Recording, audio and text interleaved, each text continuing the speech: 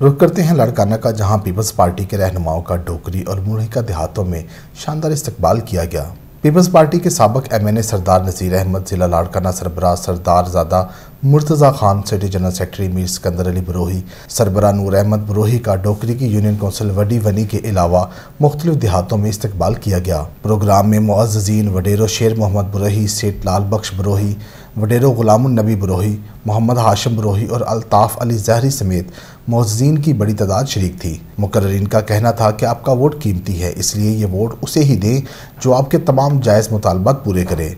मज़ीद कहा कि हमारे दरवाजे आवाम की खिदमत के लिए 24 घंटे खुले हैं।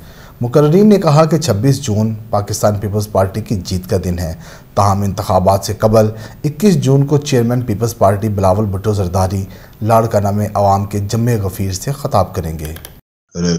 A project of Rana Umar Group of Services। खबर में दोबारा खुश आमदीद। खबर शामिल करते हैं ओकाड़ा से, जहां थाना ए डिवीज़न में डिस्ट्रिक्ट पुलिस ऑफिसर की जानिब से खुली कचहरी का इनेकाद किया गया, जिसमें शहरियों की बड़ी तादाद ने शिरकत की। District police officer Hasan Iqbal ने खुली कचहरी में आए साइलिन के मसाइल सुने और मौका पर उनके हल के लिए अहकामात जारी किए, जबकि मुतअद्दिद अफराद की दाद रसी करते हुए मौका पर मुकदमात भी दर्ज करवाए।